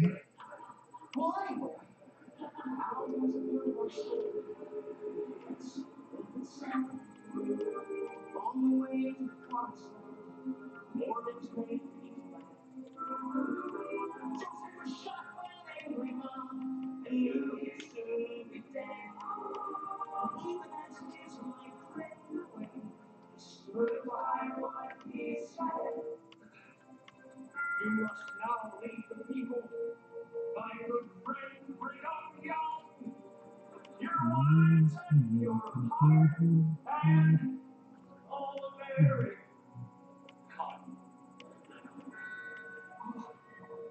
Oh God, why are you letting me die without having me show people a place? I got no proof I was telling the truth or not. They'll have to believe me just cause. Well, I guess that's kind of what you were going for. Prophet Joseph Smith died for what he believed in, but his followers, they kept heading west, and Brigham Young led them to paradise. A sparkling land in Utah they call Salt Lake City. And we come from there today to tell you what the world simply said long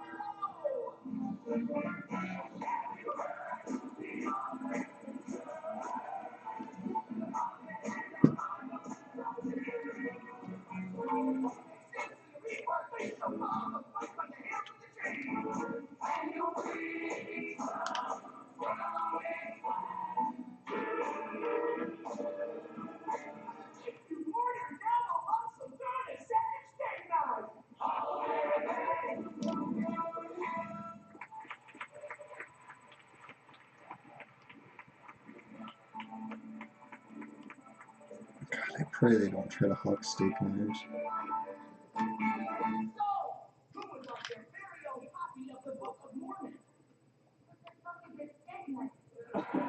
What the fuck is a steak knife?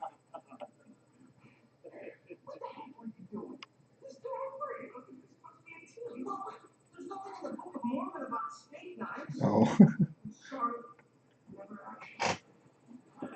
What? It's just so warm.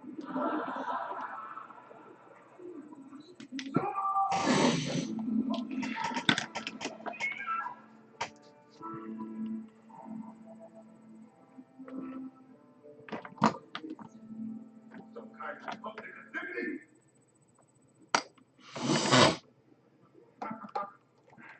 My name is Cole. These are the NRA villains and protectors. If you don't protect anyone, we have not signed up for your rebellion. It's just a gang of folks who steal and mutilate women for no reason. For no reason!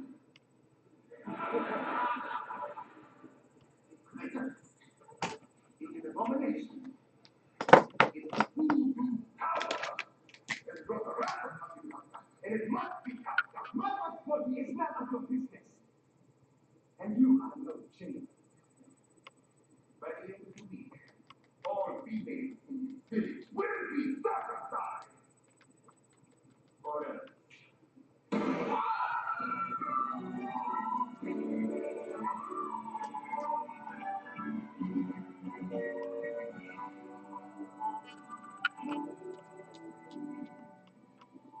Oh, they're all gone. You have to stay in your family. Keep the light on and the windows closed. Papa, we have to help and fight. We have to fight against this Nabaluki. We just have to hope they move on. Papa, the white boys, they said they know the answer to our problems. Listen to me, Papa. The more we talk about people from this world like us, but they all found someplace to go. Somewhere wonderful.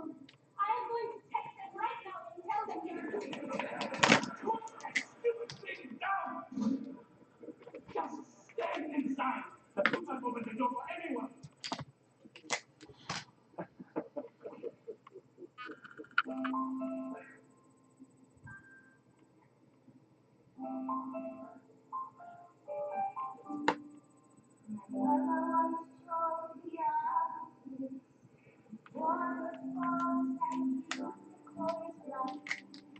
There was no suffering from pain.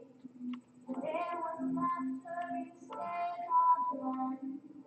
Always thought she'd make comfort me in times of pain. Now I know that's meant to be. Now I know it's meant. Someday I see just a story of my life. Let me reach you in time. If I could let myself be free, I know just where I'd be. On the next bus to class.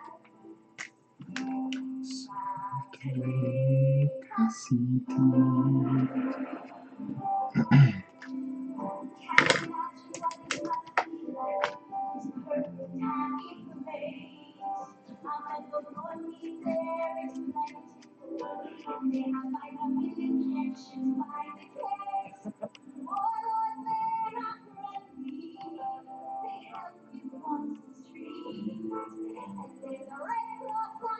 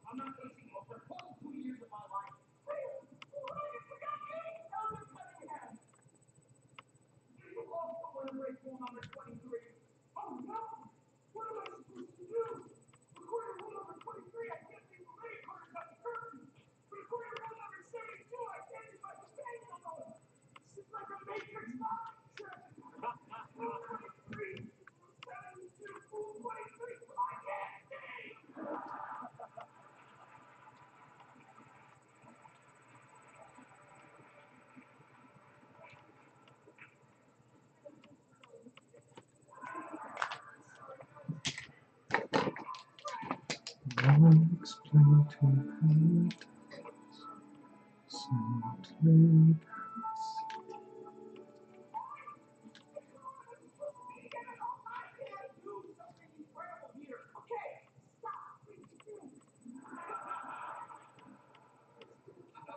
Yes, it is.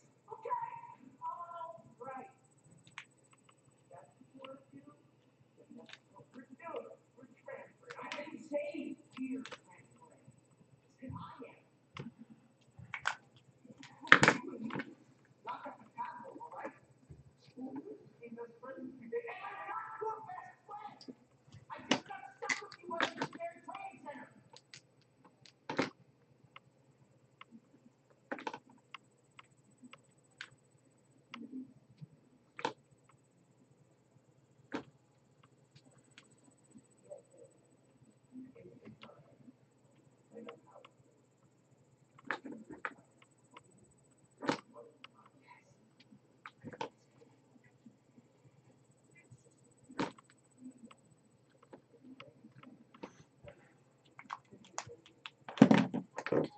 blow God's freaking mind.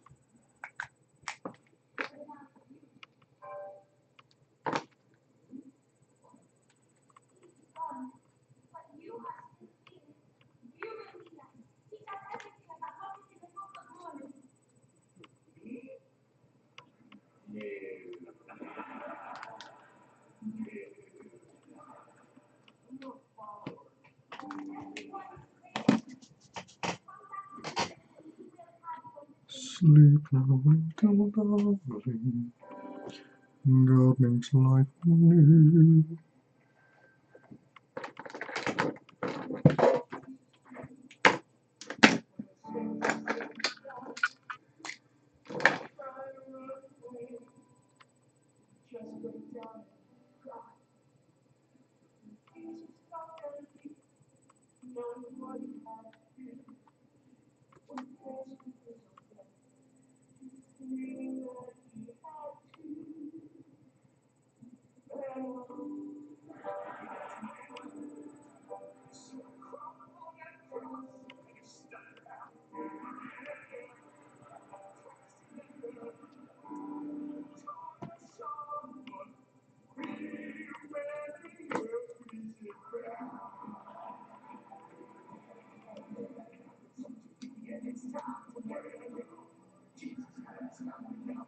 Man up.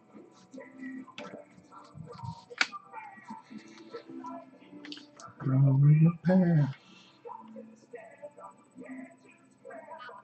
Time, time, time.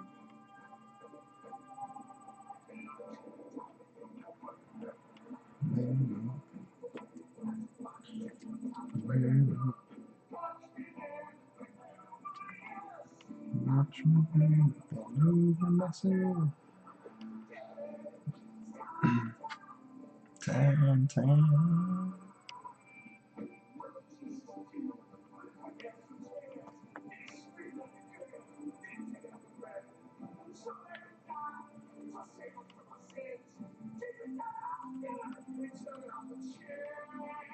I don't think he said I'll do it.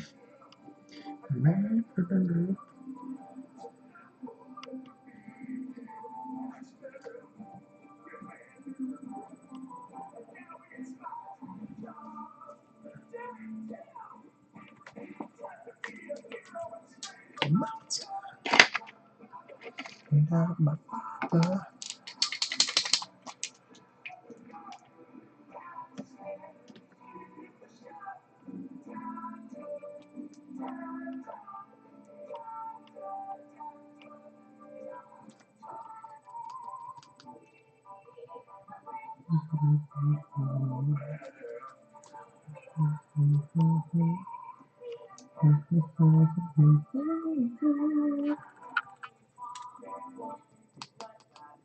Happy.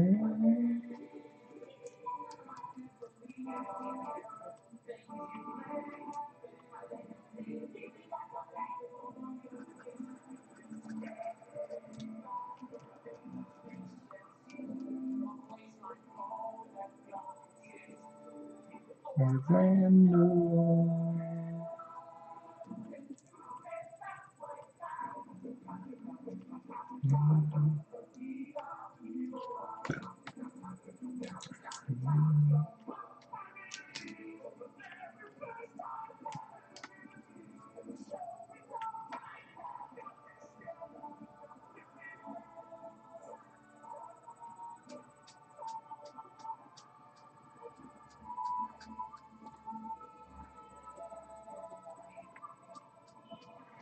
Orlando, Orlando.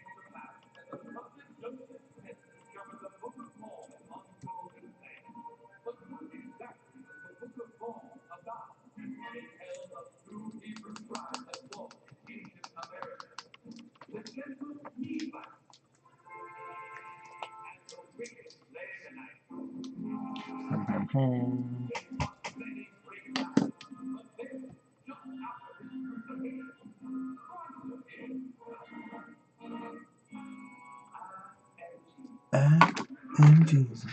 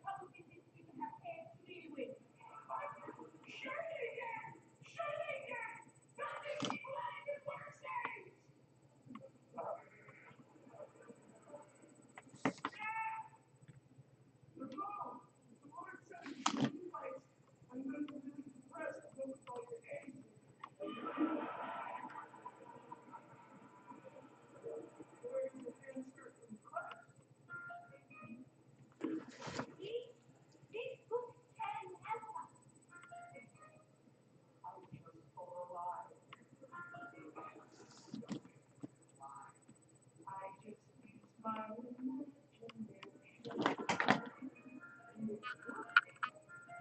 making things up again, Arnold. It worked, Dad. Stretching the truth again, and you know it. Don't be a big grasshopper. Making things up again, Arnold. Taking the holy word and in fiction. Be careful how you proceed, Arnold.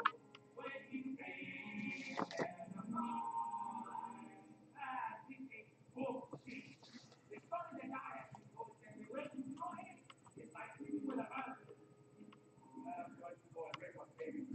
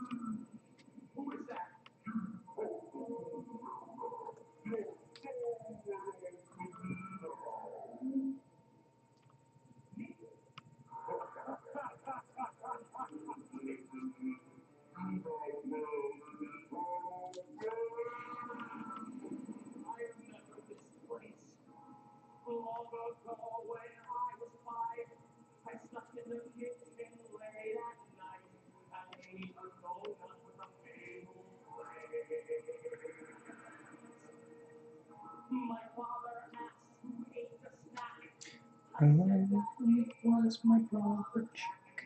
And Jack got grounded for 14 days.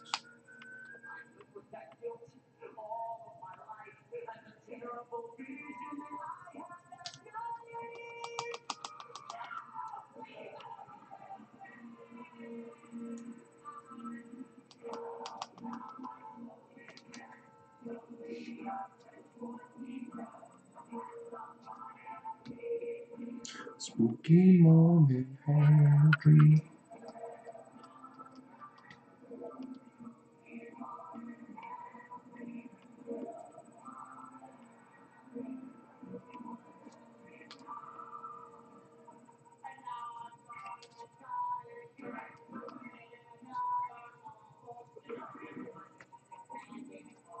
Even I've had these dreams. Spooky news.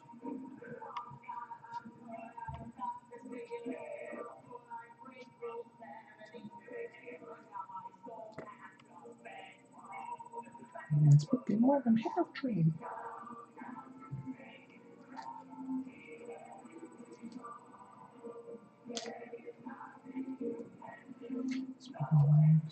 Spooky Morning Half Dream.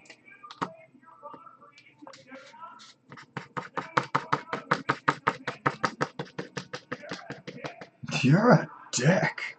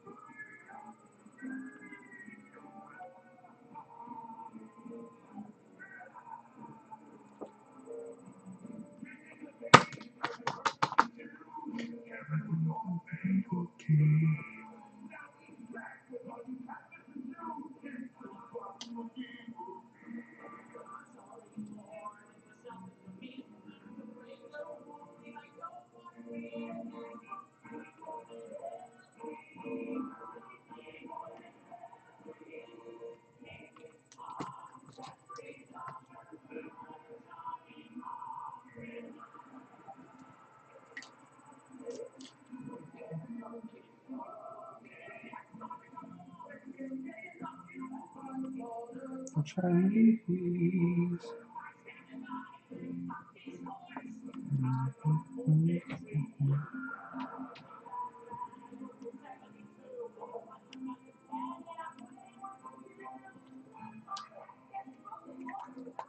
Spooky Morning Half Dream.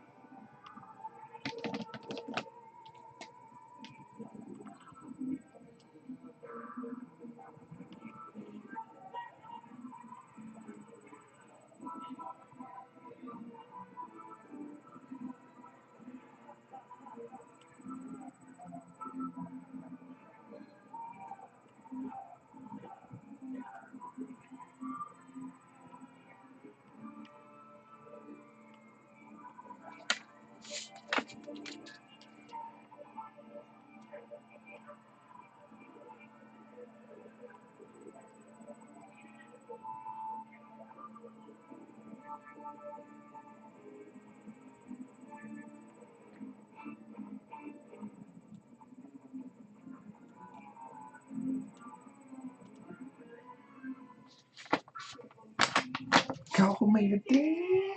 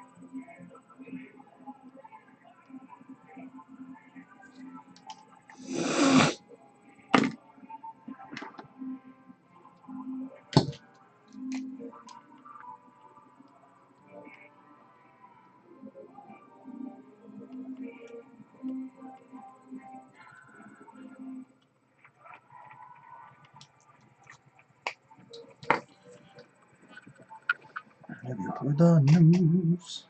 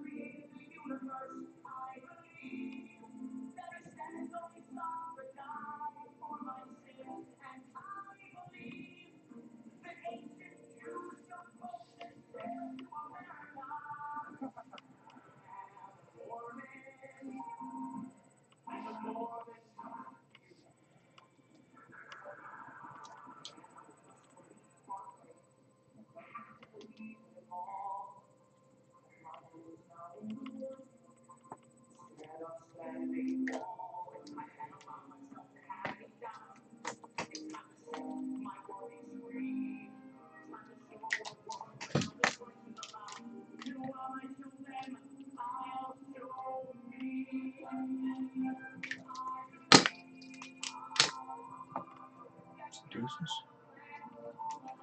I believe.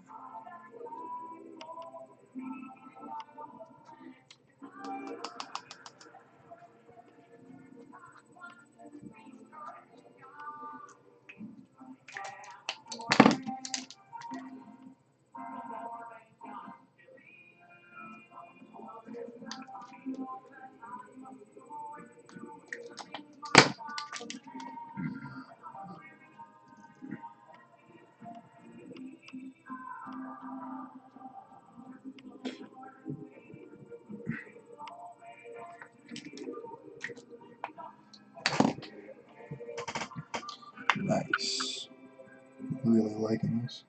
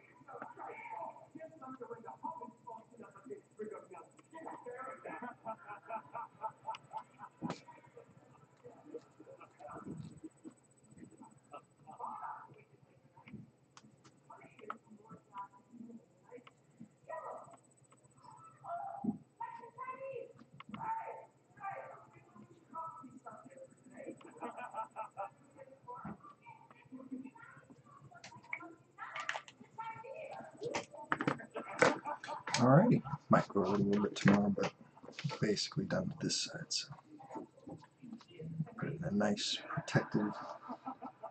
I'm gonna put it in a bag.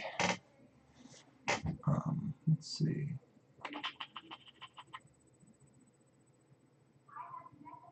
Just a bag, and just have it on a bag and board, and then work on it from there. Just make sure that this doesn't smudge on anything. No, mess up any of that color there. So. Okay, let's kind of give the camera a look see here. So.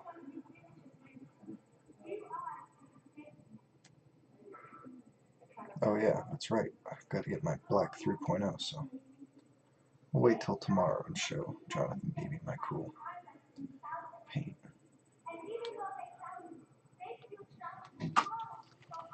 Alright, oh yeah, one more thing. Let's go over that right now while I'm still thinking about it.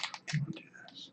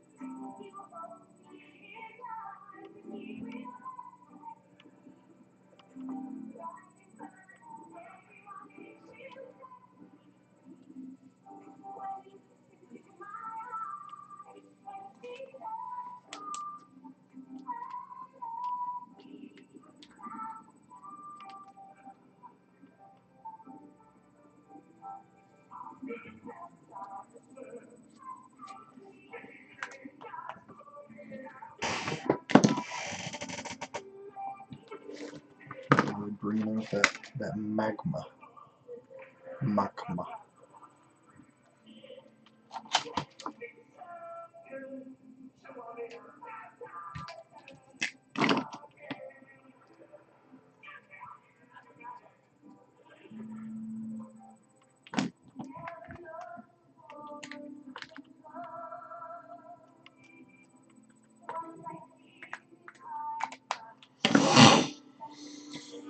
Alright, let's see.